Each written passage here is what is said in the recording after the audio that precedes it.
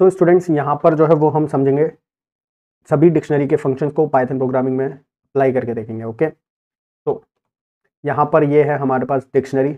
अगर डिक्शनरी में की वैल्यू के पेयर्स की लेंथ फाइंड करनी है, ठीक है, तो लेंथ फंक्शन लगाओ, तो टोटल 3 पेयर्स हैं, राइट।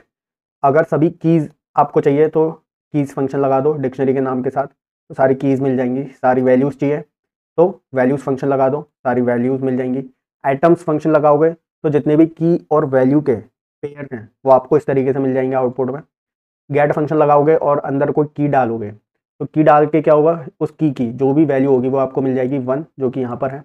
अपडेट की मदद से हम डिक्शनरी में न्यू पेयर डाल सकते हैं, जैसे कि मैंने यहाँ पर ई जो है उसकी वैल्यू 5 डाली है, फिर डिक्शनरी को प्रिंट करके देखा, ये रहा, ठीक है। अब 4 पेयर्स हैं उसमें। अब देखो ये है हमारी डिक्शनरी। इस डिक्शनरी का अगर आप डुप्लीकेट क्रिएट करना चाहते हैं तो कॉपी फंक्शन लगाओ, D1 और प्रिंट करके देखो, ये रहा, ठीक है। पॉप फंक्शन लगाओगे अगर डिक्शनरी में तो उस सिचुएशन में क्या होगा, कोई अगर की डाल दी तो अब मैंने क्या हुआ उसको देखने के लिए प्रिंट करके देखा डिक्शनरी को, तो सी जिस वैल्यू की थी, ठीक है, वो पेयर हट चुका है, खाली ए और बी बचे हैं। पॉप आइटम की मदद से क्या होगा, जैसे कि मैंने पॉप आइटम लगाया और पी और डी को मैंने प्रिंट करके देखा, तो जो लास्ट वाला जो पेयर होता है ना वो हट जाएगा। लास्ट वाला पेयर कौन सा था, B2, क्योंकि ऑलरेडी सी तो हम हटा ही चुके हैं ऊपर, तो B और 2 ये वाला पेयर हट जाएगा। और जो पेयर हटता है पॉप आइटम फंक्शन क्या करता है, उसको एक वेरिएबल में भी रिटर्न कर देता है, ठीक है। तो जो वैल्यू हटाई है वो और अब जो बची कुची डिक्शनरी है वो दोनों प्रिंट करके देखा मैंने, ठीक है, ये मिल गया। क्लियर क्या करता है, सारी डिक्शनरी को एम्प्टी कर देता है, ये देखो, ये रहा क्लियर।